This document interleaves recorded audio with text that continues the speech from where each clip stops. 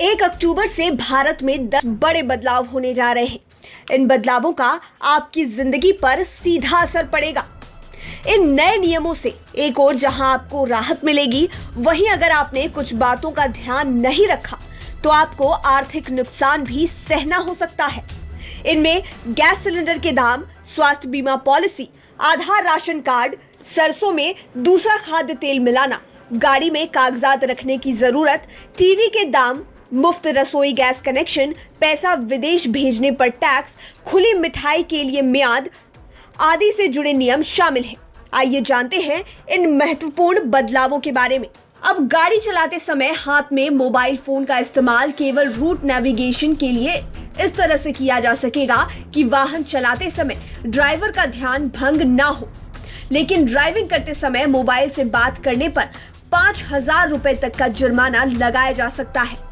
सड़क परिवहन व राजमार्ग मंत्रालय ने यह नियम नोटिफाई कर दिया है। अब बात करते हैं उज्ज्वला योजना की। वैसे तो जनता के लिए कई सरकारी योजनाएं उपलब्ध हैं, लेकिन इन योजनाओं में से एक स्कीम ऐसी भी है जिससे गरीब परिवारों को काफी लाभ मिल रहा है। इसका उद्देश्य गरीब परिवारों को मुफ्त में गैस सिलेंडर कनेक्शन प्रदान करना है। इसका नाम है प्रधानमंत्री उज्ज्वला योजना, लेकिन यह योजना 30 सितंबर को खत्म हो रही है। मोदी सरकार ने लॉकडाउन के चलते गरीबों की मदद के लिए योजना को अप्रैल से सितंबर तक बढ़ाया था, यानी अगले माह से अब इसके तहत फ्री गैस सिलेंडर का लाभ नहीं उठा पाएंगे। बात अब बीमा पॉलिसी की। बीमा नियामक इरडा के नियमों के अनुसार 1 अक्टूबर से स्वास्थ्य बीमा पॉलिसी में एक बड़ा बदलाव होने जा रहा है। अब सभी मौजूदा और नए हेल्थ इंश्योरेंस पॉलिसी के तहत किफायती दर पर अधिक बीमारियों का कवर उपलब्ध हो पाएगा। यह बदलाव हेल्थ इंश्योरेंस पॉलिसी को स्टैंडर्डाइज और कस्टमर सेंट्रिक बनाने के लिए किया जा रहा है। अब बात खुली मिठाइयों की बिक्री पर। 1 अक्टूबर से कारोबारियों को बाजार में बिकने वाली खुली मिठाइयों के इस्तेमाल की समय सीमा बतानी होगी, यानी दुकानों पर खुली बिकने वाली मिठाइयों का कितने समय तक इस्तेमाल करना ठीक रहेगा, उसकी समय सीमा की जानकारी उपभोक्ताओं को देनी होगी। खाद्य नियामक के अनुसार इस नियम को अनिवार्य किया गया है। इस संदर्भ में FSSAI ने सभी राज्यों और केंद्र शासित प्रदेशों के खाद्य सुरक्षा आयुक्त को पत्र भी लिखा है। बात अब LPG गैस सिलेंडर की। तेल कंपनियां हर महीने की शुरुआत में LPG सिलेंडर के दामों की समीक्षा करती है। कल से देश में रसोई गैस सिलेंडर की कीमत बदल जाएगी। हालांकि ऑयल मार्केटिंग कंपनियों ने बिना सब्सिडी वाले LPG रसोई गैस सिलेंडर की कीमतों में सितंबर से कोई बदलाव नहीं किया था। मालूम हो कि हर राज्य में टैक्स अलग अलग होता है और इसके हिसाब से LPG के दामों में अंतर होता है। मौजूदा समय में सरकार एक साल में प्रत्येक घर के लिए 14.2 किलोग्राम के 12 सिलेंडरों पर सब्सिडी प्रदान करती है। अगर ग्राहक इससे ज्यादा सिलेंडर लेना चाहते हैं तो वे उन्हें बाजार मूल्य पर खरीद सकते हैं। इसकी कीमत औसत अंतर्राष्ट्रीय बेंचमार्क और विदेशी विनिमय दरों में बदलाव जैसे कारक निर्धारित करते हैं। अब बात सरसों के तेल में दूसरे खाद्य तेल मिलाने की। अब सरसों के तेल में दूसरा खाद्य तेल मिलाकर नहीं बेचा जा सकेगा।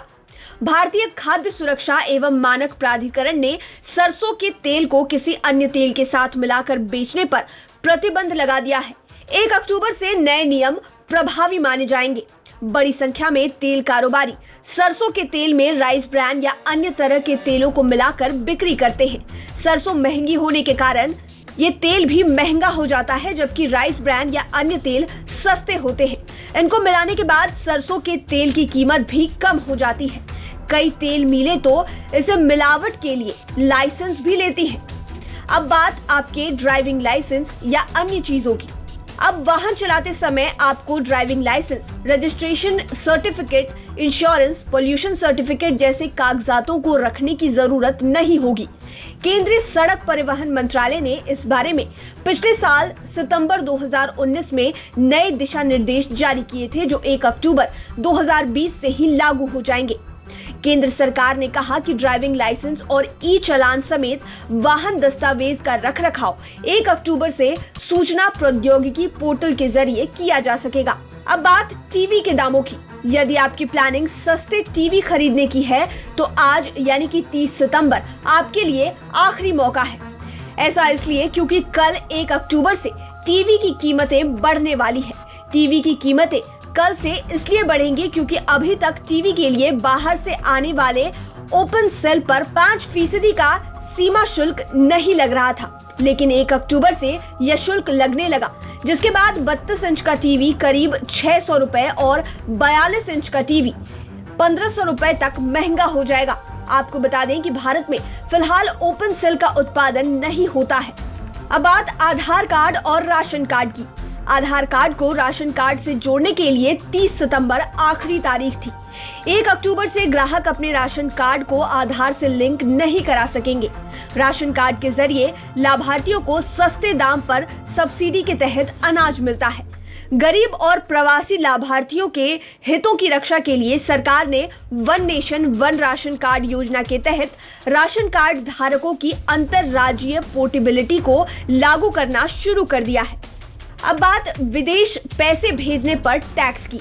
केंद्र सरकार ने विदेश पैसे भेजने पर टैक्स से जुड़ा नियम बदला है। अक्टूबर से अगर विदेश में पढ़ रहे अपने बच्चे के पास पैसे भेजते हैं या किसी रिश्तेदार को पैसा भेजते हैं तो इस पर 5% TCS का अतिरिक्त भुगतान करना होगा। फाइनेंस एक्ट 2020 के अनुसार भारतीय रिजर्व बैंक की LRS के तहत विदेश पैसा भेजने वाले व्यक्तियों को TCS का भुगतान करना होगा। लाइव सिटीज की डेस्क रिपोर्ट।